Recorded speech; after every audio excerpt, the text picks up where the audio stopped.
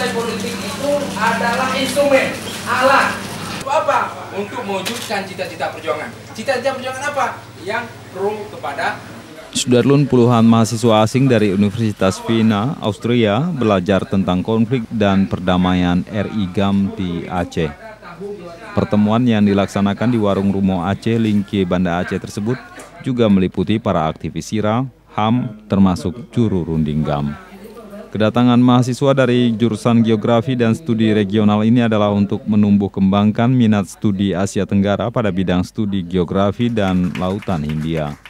Tengku Bakhtiar Abdullah, juru runding GAM dan juru bicara GAM, berbicara tentang implikasi yang timbul pasca 12 tahun proses perdamaian Aceh. Under the mediation of HDC, there were attempts by different quarters.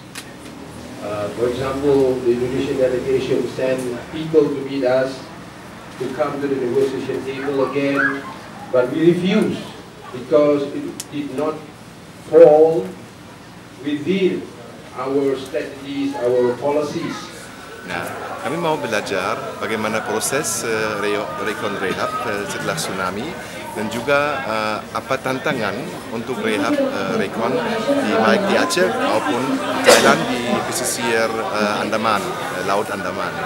Lalu untuk kalau di Aceh kami juga mungkin pasti sangat tertarik dengan proses perdamaian yang sudah berjalan 12 tahun di antara Gerakan Aceh Merdeka dan pemerintah Indonesia, yang saya bisa bilang termasuk proses perdamaian yang paling sukses di seluruh dunia.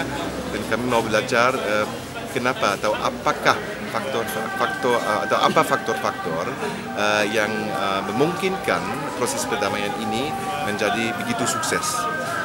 Dari Banda Aceh, R.A. Karamullah, Serambilan TV. Because historically speaking